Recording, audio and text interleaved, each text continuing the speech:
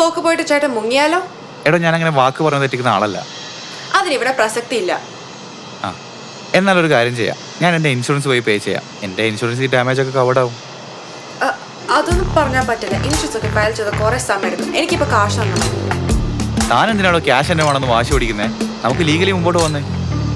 എനിക്ക് കാശ് തന്നാൽ മതി. എടോ തന്നോട് ഞാൻ ഇൻഷുറൻസ് പോയി പേ ചെയ്യാന്ന് പറഞ്ഞു, തനിക്കത് പറ്റില്ല, തനിക്ക് ക്യാഷ് തന്നെ വേണം. അപ്പോൾ അതിലെന്താ ഇവിടെ ആയിപ്പുണ്ടല്ലോ? സത്യം പറ, അല്ല ഞാനിപ്പോൾ പോലീസിനെ വിളിക്കും. പോലീസൊന്നും വേണ്ട. സത്യം പറ.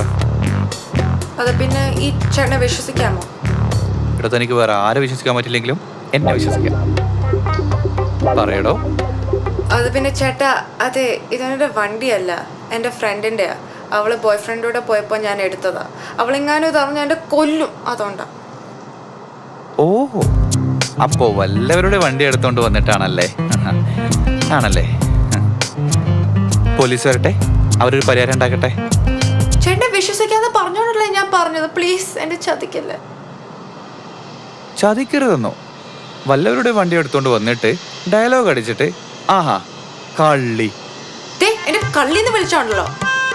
പിന്നെ വല്ലവരെ സാധനങ്ങൾ എടുത്തോണ്ട് വരുന്നവരെ കള്ളി എന്നല്ലാണ്ട് പിന്നെ ഞാൻ ചാൻസിയറാണെന്ന് വിളിക്കണോ? ചേട്ടാ പ്ലീസ്. ഓടി പോട്ടെ മോളെ. ഒറ്റ മിനിറ്റ്.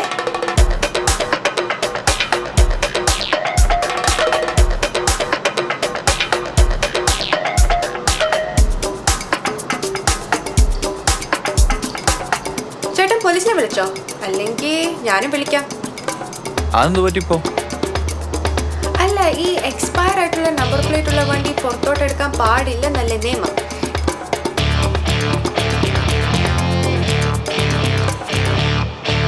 ചേട്ടൻ്റെ വണ്ടി എക്സ്പയർ ആയിട്ട് ഇപ്പൊ 6 മാസമായി. അതുകൊണ്ട് പോലീസ് വന്ന ആർക്കാ പ്രശ്നം നമുക്ക് കാണാം.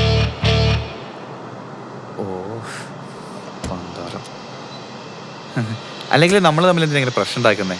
ഇത് ഇത്രയല്ലേ ഉള്ളൂ, നമുക്ക് ശരിയാക്കാം. എനിക്ക് അത്രയും വിശ്വാസമില്ല. തന്റെ വണ്ടി തന്നെയാണോ ഇത്?